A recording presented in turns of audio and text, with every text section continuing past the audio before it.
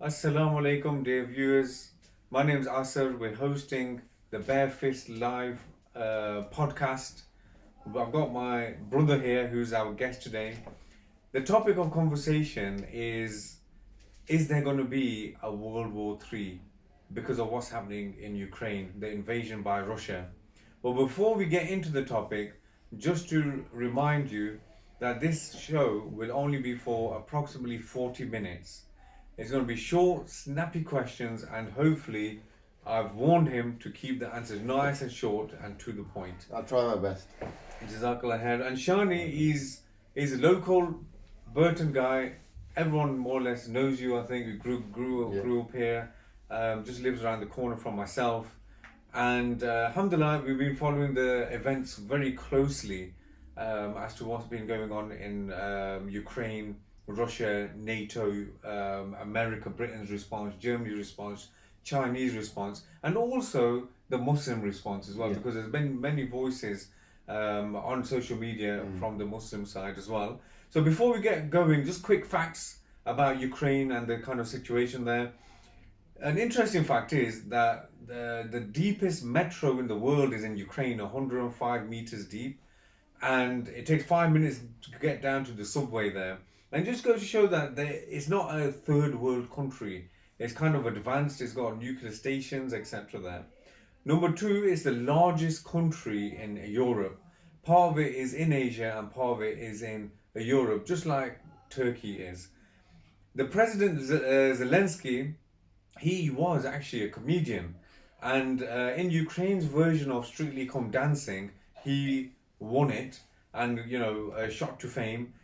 Channel 4 will be airing his comedy series called The Servant of the People, I believe this weekend.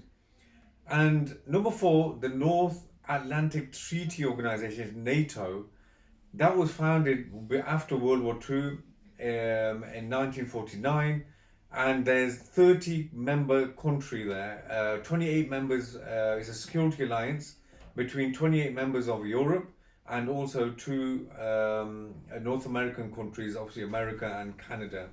And finally, point number five, the Minsk Agreement number 2, which is referred to in the news, is essentially a ceasefire in the Donbass region of Ukraine, where they've been fighting there on and off for quite a while, and several thousand people have died unfortunately in that region. So it's like a ceasefire agreement, and it's also an agreement of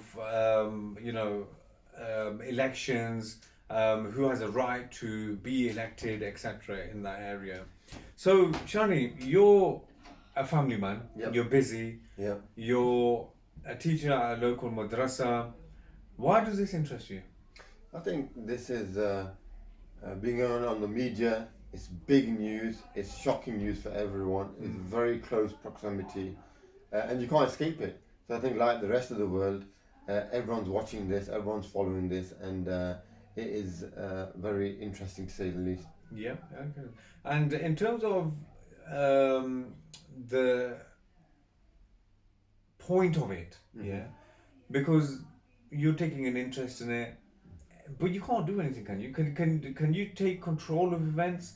Because there is an argument to say, look, if you're going to improve the world, then do what's in your control. Okay. So what do you say to that? I think to be able to decide what to do in your control, first we have to have a clear picture of what's going on. So in terms of following the events recently, beyond that, the medium term, the last few years, what's been going on, and even the long term, since the demise of communism, and even the long term in terms of what's European history about. Once you understand all that picture and you join all them together, then I'll get to a conclusion of what is going on, right? And from that, then I can decide, okay, can I do anything? Can we do anything? Can the Ummah do anything? Can people do anything? Okay. And in terms of the actual, invasion, okay, Putin's being portrayed as a madman. He's second only to Hitler. He is going to kickstart a nuclear war. They've just attacked a nuclear station recently, and that was deemed as reckless, to say the least. He's put his nuclear weapons on high alert. Now, a lot of people get worried. My daughter, as an example, she says, Papaji, is World War III going to start? Before bed, she asks that same question again. The war won't come here, will it? So, what's your thinking? Will it get to World War III? Will this be the trigger? I think in terms of level of violence, this level of violence is consistent or probably even lower than what we've been seeing since 2003. So 2003, we've seen the invasion of Iraq, we saw the invasion of Afghanistan. Since then, we've seen the brutality of the regimes in Egypt, in Syria. We've seen Yemen, we've seen Libya, we've seen other parts of the world where there's lots of conflict. I think the big difference is why we're asking this question, will this be World War III? One, proximity, very close to our doorstep, it's in Europe. Second, it's in Europe, and Europe, the history of Europe, the nature of Europe is they are warring, fighting nations. This is what's happened, whether World War One, whether World War Two, whether Napoleon, whether the 100-year war, the 30-year war, the 7-year war, wherever you look, the history is one of war. So it's not surprising that people are worried that a war's gonna happen. And thirdly, is the intensity of the media coverage. So the barrage of attacks that happened in Afghanistan and Iraq, there was a lot of images, but nowhere near as much coverage as now in terms of visual coverage. Social media has had a big part to play with that, but also in terms of the showcasing of this war, it's a lot more intense. So naturally, that question is coming about of World War III. And also, NATO was supposed to stop this. Yeah. Okay. And is it called napping, or is it choosing deliberately not to get involved? Because there has been a call for a no-fly zone. They've refused to date. Zelensky has said that, and he's condemned NATO for this actually, that look, you should at least do that as a minimum. But instead, they kind of offered him a ride out of Kiev, and he refused. And he seems to be the man of the moment. He's been compared by some of the British press to Winston Churchill, etc. Now, are they playing to him, or what's happening here? Well, why is NATO not stopping them and not escalating it? So the no-fly zone is it's either done by agreement, so countries agree no planes will fly over this region or this territory. Now, if Russia don't agree to that, and they fly their planes, and one side is saying it's no-fly zone, the only option is warning and then shooting the plane down. So, from the NATO European perspective, they go into an agreement of no-fly zone or try to enact it. They can be actively engaged in warfare. So that would be quote unquote dragging Europe into war. Okay. And there seems to be a lot of talk about China's stance on this.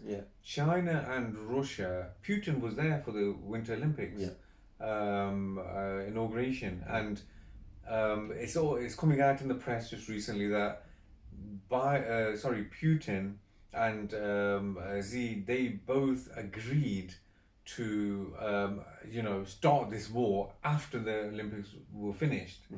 Do you think China is helping Russia or will support it moving forward? So far, it's abstained from the United Nations, and what's its position in all of this? I mean, China globally has been making economic relationships with a lot of countries. It did it with Italy during the COVID crisis. Before that, with large parts of Africa, with Sri Lanka. A lot of countries, wherever it can make economic deals, is going for it. And Russia, being a big market, is doing deals with Russia. Not only that, it signed up to the Alternative Investment Bank, which China set up. They've got a security agreement.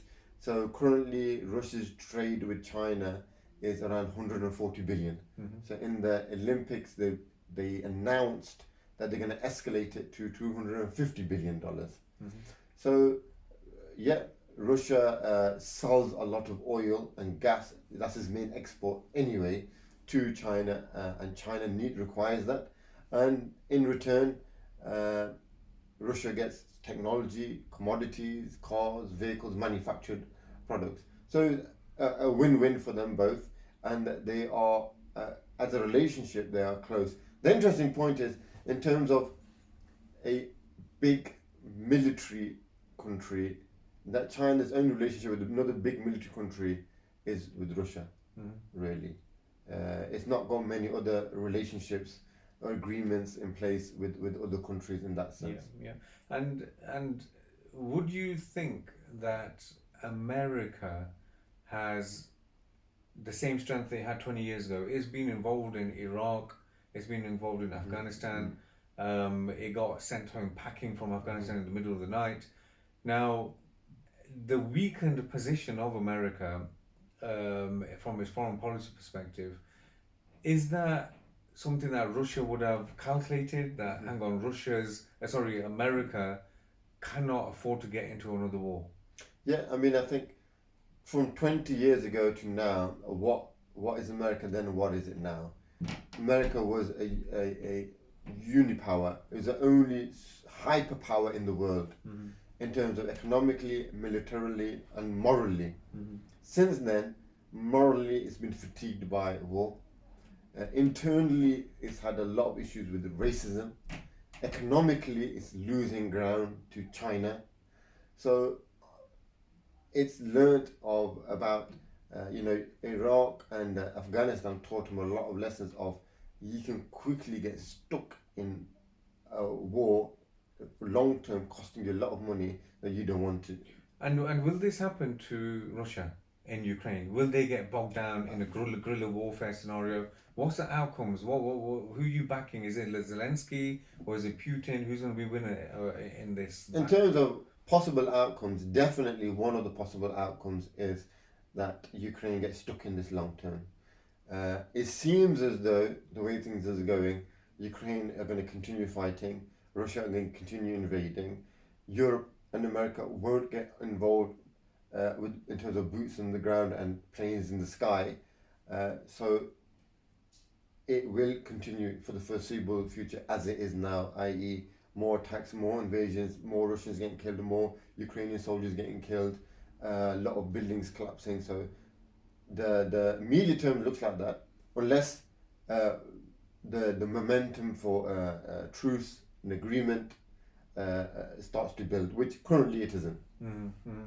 Okay, and also in terms of motivation, okay, why would Russian soldiers, what's their motivation to be boots on the ground, invade, put your neck on the line, your body on the line, for what seems to be a whim by Putin, or is there motivation? Because there's reports from the Western media suggests that Russia are invading very poorly and slowly, and they're dragging their heels in this, and they're getting unstuck, you know. And so, what keeps the Russian soldier going? What's his motivation? Is it communism anymore? No, I mean, I think historically, definitely in the communism and even post-communism, the Russia has a strong motherland, the Greater Russia. It lives in its history of glory of being a strong country, an influential country. Its buffer zone that it created under communism around it, starting from Eastern Europe to the Central Asian republics, it's not forgotten that. And this motherland, the love for Russia, they're saying is, with all their nukes, they're saying is, if there's no Russia, there's no need for a world. And that's how highly they regard themselves. And obviously, there's a narrative created in Russia, as they are in Europe and Britain, of Russia being under attack, Russia being exploited, Russia needs to protect itself. So for the people, mixed with the nationalism, the soldiers are going to go for it. Okay, so Zelensky criticized NATO, that you're not doing enough. But however, the countries they have, many of them, took to sanctions. Okay, what's the track history of sanctions? Would they, like you say, Russia is a big country. It's not like Libya. It's a large country. It's got a lot of contacts in the world. It sells and trades to many nations. Would sanctions do any harm to them? Okay. So sanctions has become the weapon of choice for America post Afghanistan and post Iraq in terms of why is America able to execute this because of the dollar. Most trade, global trade is done in dollars. You buy the dollar, you sell the dollar, and through the SWIFT interbank transfer. So they can know which if a country is buying dollars and where they're selling it and who they're trading with. So they use this against Iran. So when Iran with the nuclear deal, when they wanted to penalize, Trump wanted to penalize them, put sanctions through the SWIFT, so Europe couldn't trade and buy oil of Iran. Does it work? What is the aim of this weaponizing? One is, can it stop the funding of the military machine? Possibly not. Russia makes a lot of its own weapons. It's got the technology all there. As long as it can get this raw material, it can continue manufacturing. In terms of everyone else, the people, the rubles dropped 30% in value, so prices are going to go through the roof. Countries aren't selling or suspending services in trade with Russia. Because that seems to be another layer. So there's the government response and they're sanctioning. Then there seems to be like an under layer of, okay, the companies are almost independent because they've not got a directive from the government, have they? They're almost independently shutting their businesses down in Russia or reducing the level of trade with Russia. Would that be correct? In terms of where is this directive coming from, there's no public announcement that this has come from the government, but definitely BP were told in certain terms that their relationship with the oil supply, the third biggest oil supplier of Russia, is not acceptable.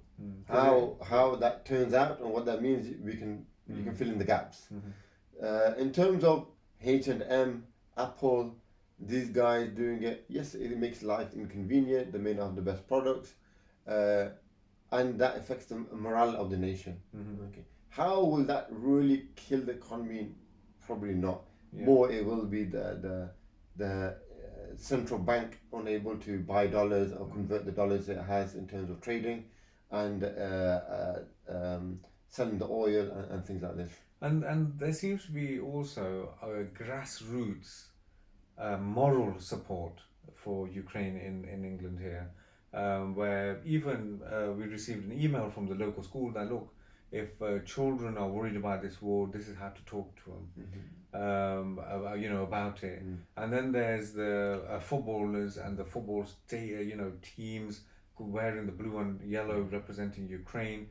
There's even the government's recognized this and said that look, anyone really that wants to go and fight for Ukraine, it's open season basically, you can go.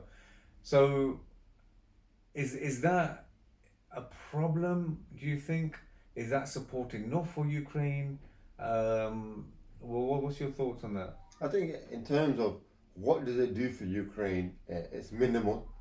In terms of what Ukraine requires and wants is more ammunition, more military, which they are supplying. It's not going to get no aeroplanes, and it's stuck in this situation.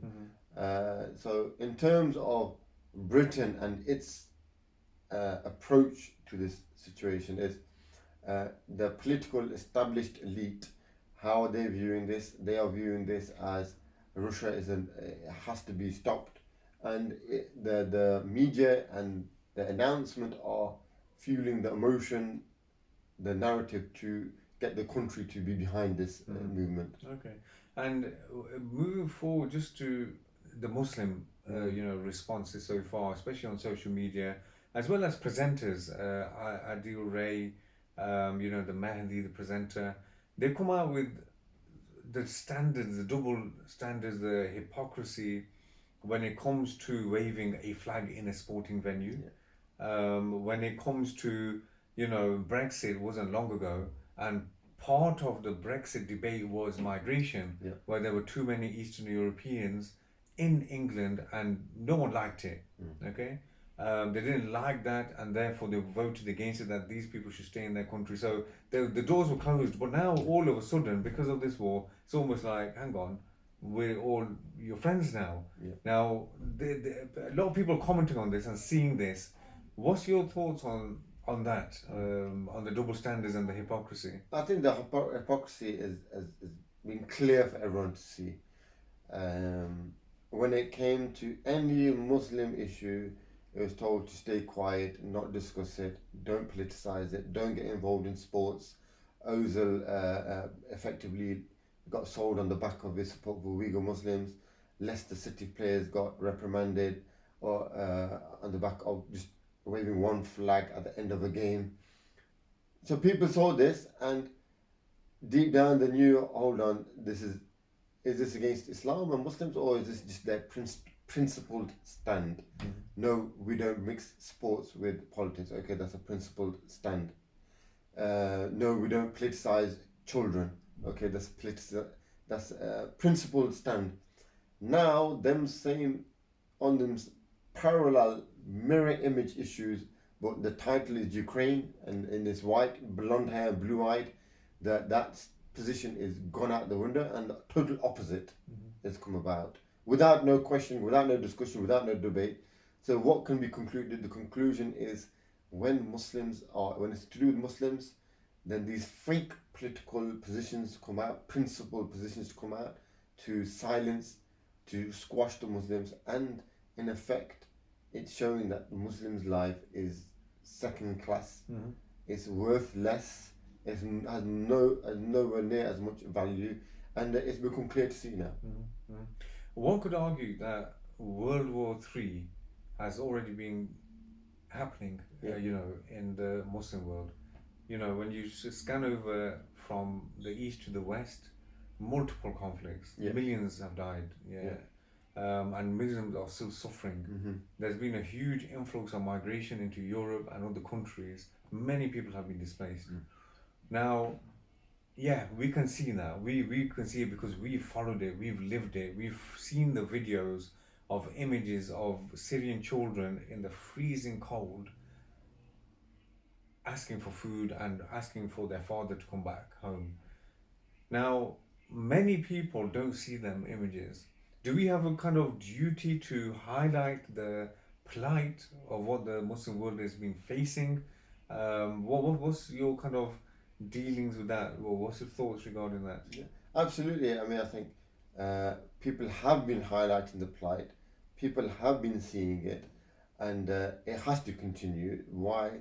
Because what's happening in Ukraine, on the same level, minimum, and probably more, is happening every day in Libya, in Yemen, in Syria, in Kashmir, in Rohingya, in Afghanistan, in northern Pakistan, and in other parts of Africa.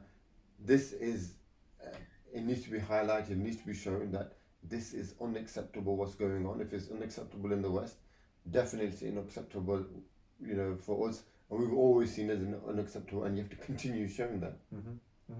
And another thing that I think a lot of people are feeling is, life's already tough. It's, prices are going up. We just come out of the pandemic. It was almost like a blessing that, hang on, America got out of Afghanistan. At least another country, is saved, if you like. Even though they're keeping their money and, whatever else, does the world deserve better leadership? Because there seems to be the parties at Downing Street, as an example, that was an indictment on the way they operated through, the pandemic, which led to so much misery within this country. Do people deserve better, and what should we be looking forward to in the future? Is there something to look forward to? Definitely. I mean, Allah subhanahu wa ta'ala created this earth, this world, with abundant resources, abundant facilities, and their access to that facility has been choked by this globalization, the world order of liberalism, capitalism and democratic politics run by Western leaders, elites for their benefit. What has been the result of that? Inflation is going through the roof. In Pakistan, in Lebanon, in Yemen, in Syria, buying bread is absolutely difficult for majority of the population. For the last 20 years, we were semi-protected from that, but now that's creeping into the Western world as well. Inflation is going through the roof. The mental health of people here is very difficult. People can't get into the housing ladder. Wages don't make it work. Gas prices going through the roof. So they have had free reign on capitalism, the liberal order, their economic system for the last 30, 40 years, and it's brought misery. And there was a time where, there was a lot of peace in the Muslim world, if definitely not in Europe, but in the Muslim world, under the Khilafah, under Islam, where there was no mass migration. It was unheard of. The migration only began in the 1950s when the effects of Khilafah finally finished. Khilafah was abolished in 1924, and the effects of it lasted till 1950s, and after that people started migrating. Before that, it was unheard of. At least 600 years before that, it was a place where people would go to for sanctuary, for peace, for good stability. There was very little inflation. People would have houses. So this world has seen the beauty of a just system and needs to see the return of this just system. And I think when you look at Zelensky's position in Ukraine, he's got Russia on one side, who basically is invading him, so they're never going to see eye to eye. Then you got NATO, i.e. Europe. He's asked for EU membership, they're not giving it. He's asked for NATO support, they're not giving it. They're not really, he's going to come to a realization, actually, these ain't my mates either. Yeah. And is there an opportunity for the likes of the Muslim world helping the likes of a European country? Because it seems like it used to be said that the sick man of Europe is Turkey. Now it seems like everyone's got a cold at the minute. So are these the opportunities that we can foresee, perhaps? Yeah, that's right. And I think we could argue that the double standards and hypocrisy on display really demonstrate that, like, for example, Panorama, they're not doing a documentary on the double standards. Because why would they? Yeah. Because there's no shame when they can see it themselves. Yeah, it's only us that have realized this, and we're the only voices for this. Hang on, you know what? You should treat people even-handedly. Yeah. Whether they're black, they're brown. There's a video on the internet of a colored person from Africa, and he says, when I got onto the train escaping Kiev, people were telling me to get out my seat because there should be a Ukrainian person sat there. That the pets have got more preference than a black man. Yeah, and he's getting harassed at the border. Now, when you see images like this, you're thinking, subhanAllah, why is it that we deserve a lot better than what we're getting served? Yeah. So, in conclusion, with Russia, and just if you were to just summarize your kind of key points, also just add in what's your greatest fear from this conflict, and also what could the Muslims expect next? What could we be asking for next? Okay, yes, we've highlighted hypocrisy, yes, the double standards, but what's next after that? Actually, we deserve a bit better. I think in terms of summarizing what's going on, definitely this is an American stroke NATO issue with Russia. America really wants to separate, divide, put a spanner in the works, whatever terminology you want to use, between Russia and China. How? By occupying Russia in an issue. Knowing what Russia is, that is a bully, an arrogant person who feels he's mighty. By poking it enough, the reaction has happened. What will that do? It will weaken a partner of China which helps America in terms of its continuation of its global leadership and power. So that's the big picture. What that translates to in terms of day to day, month by month, is following the events and seeing how they play out. Okay. In terms of the biggest fear, I think in terms of for ourselves and our livelihood, people do have a lot of fear. Will this come over?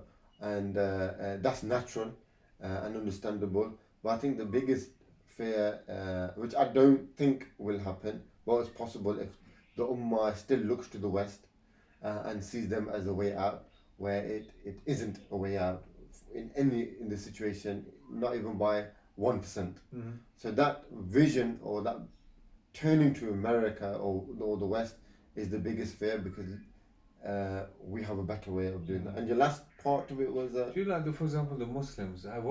Like for example, I'm just thinking about work. Yeah. Okay, and we know the politics in this country is very polarized. Either you're with Zelensky or you're not. Yeah. Yeah. So can we go in neutral, or can we offer a third way? Yeah. I think we should go in how it is. Mm-hmm. With the hypocrisy, it should be said. With the suffering of the people who are being innocent people being killed, it should be said. With a solution, it should be said. In all of them, this whole process, Muslims have been hurt in terms of the double standards has been shocking, and you do feel like walking away an aspect of these things that, you know what, let's not get involved in these double standards. But our Iman pushes us that Allah subhanahu wa ta'ala tells us, be just no matter what, how you sometimes you feel about these situations. So in terms of the hypocrisy, we speak out. In terms of the suffering, we speak out. In terms of the horrible way of geopolitics is done between Russia and America, both sides, NATO, Europe, we speak out. In terms of the way forward, in terms of Islam, unifying with the Muslim world, supporting the world, getting out of this economic, nationalistic way, we speak out and discuss all these in the correct way. Okay, Jazakallah khair. I think we'll end it there. Yeah. It feels like there's a lot more to discuss. Yeah. About this whole topic. Inshallah, we may have a part 2. We may That's not, fine. depending how things evolve. But Jazakallah khair for everyone listening and viewing this podcast. This Barefaced podcast is actually run by Islamic Youth Network, which you can find on Instagram. And please follow us, like us, share the material, ask us questions, and let us get into a discussion which is meaningful. That when we put so much effort into our own lives by getting educated, looking after our children, we cannot ignore the global events. We cannot ignore national events and how they impact the whole world. Jazakallah khair for your time, and thank you for listening again. Islam.